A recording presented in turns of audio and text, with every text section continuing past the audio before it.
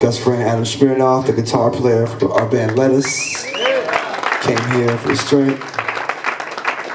And quickly, y'all know him. This is one of the greatest conga legends of all time. Give it up for Jungle Boogie, Rare Essence.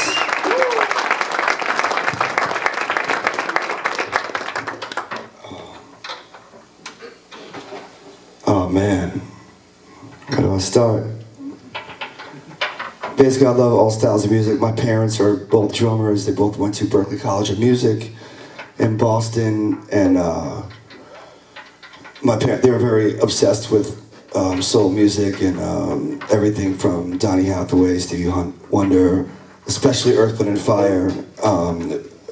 You call us an Earth, Wind & Fire household. That's basically the kind of household I grew up in. And I just love that, I love what Earth, Wind & Fire does to, to my body. When I listen to it, what it does to my mind, and it basically affected every musical thought I had for my entire life. But we also grew up listening to a lot of jazz and a lot of, jazz fusion and some Afro-Cuban. And then when I went to Berklee, when I met all the Lettuce guys, we got into a whole bunch of other stuff, and they taught me a lot about reggae music and, reggae dub, and also hip-hop was a big part of my upbringing in New York. And I really enjoyed making beats, kind of constructing different pieces from different records that I loved from like 50s, 60s, 70s, and 80s, and making sound collages with different drum beats from anyone from Bernard Purdie to Clyde Stubblefield, who was James Brown's drummer. So across the board, I just love, grooves. I love solid, funky grooves, and this DC is really special because it has a unique community that, the go-go community, which is a small, tight-knit group and a bunch of really great bands, and the grooves that come from it are extremely influential to the music I grew up listening to, hip-hop, because there would be no hip-hop without go-go music. I don't think a lot of people know that. I know you guys probably know that being here, but when I'm doing clinics in other cities, I'm talking a lot about go-go's influence on hip-hop and how important it was, that swing, bringing that swing into, the mainstream, and yeah, so it's a huge part of my upbringing and music that I love, and it's just an honor to get to meet the man that actually invented the style, and get to actually play with him, and he's one of the coolest cats I've met in a long time. So one more time for Jungle Boogie just being here. So we're just gonna wake y'all up with a little groove,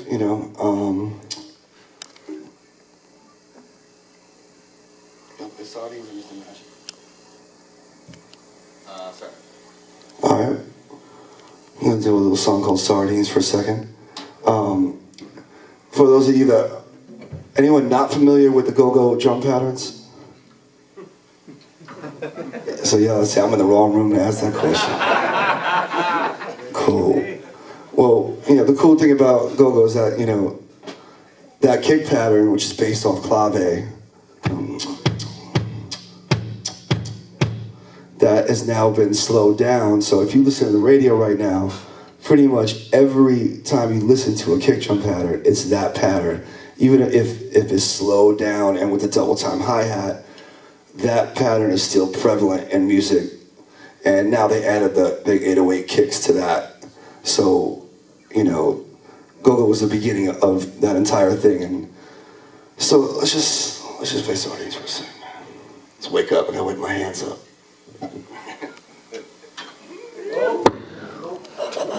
Mic drop. Drops. As you can see, I just woke up. Yeah, we played in Richmond, Virginia last night, and it was crazy.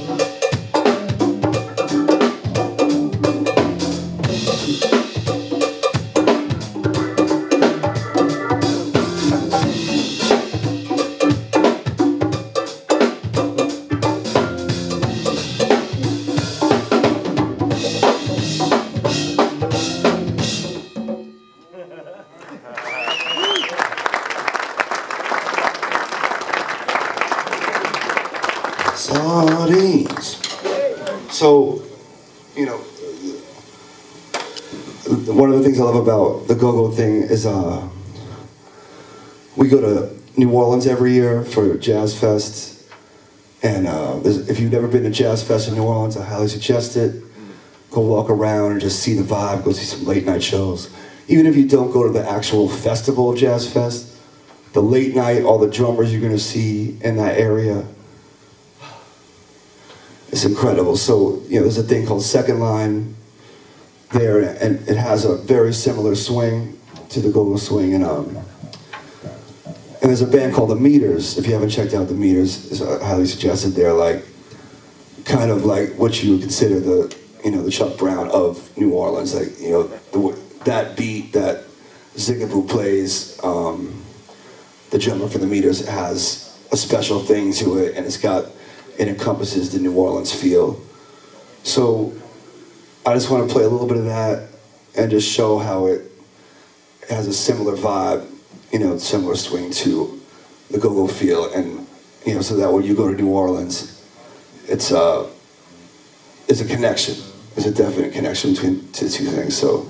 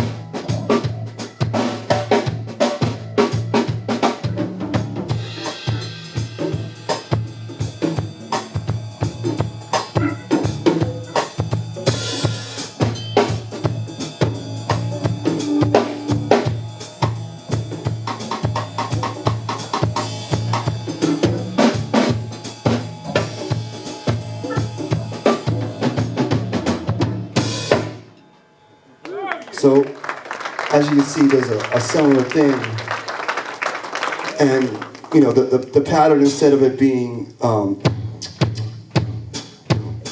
one, it's just the first half of that kick drum pattern, which is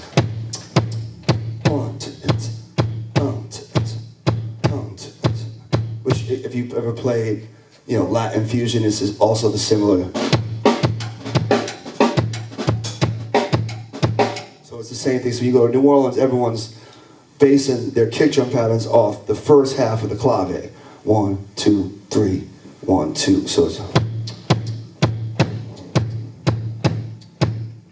and what you do, left foot, it just does 2 and 4. And the hands kind of just cook with it and play counter rhythms, based off just 16 notes and just try to make it feel good.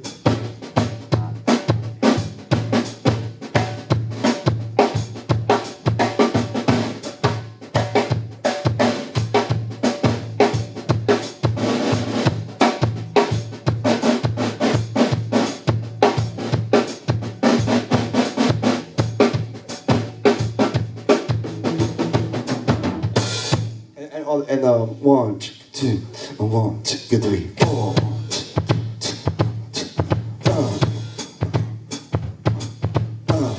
So right now, what they're doing is they're, taking that kick pattern and messing with it and putting tons of different accents in. So if you might hear a brass band, on Frenchman Street at 2 in the morning, they might be playing something a little more like.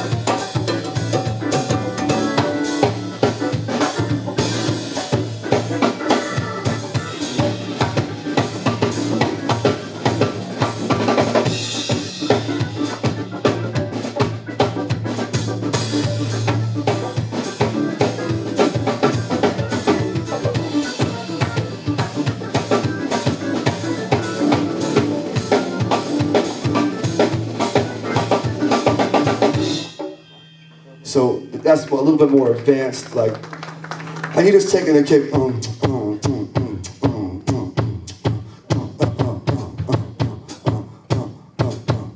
so you can start throwing these different accents, and New Orleans drummers, their joke on the world is that they said they could always tell a New Orleans drummer is playing because when they do a fill, the kick doesn't stop. So think about that the next time you're playing a groove, and it's like a lot of people just take their foot off the kick, the foot off the pedal when they do a fill. And that's cool sometimes, but what go-go has taught me, and New Orleans music, is to kind of keep a foot pattern going while I'm doing something with the hands. So I really enjoy, if I don't have Jungle Boogie, here to play all the correct accents, with the congas, I have to kind of do that here. So I was kind of developing a style of keeping the kick going with the pattern, keep playing hi-hat with my left hand and snare, and that kind of frees up my right hand to do, approximate what he would do on the toms. So this is just like an exercise you can try at home. Just left hand on the hi-hat.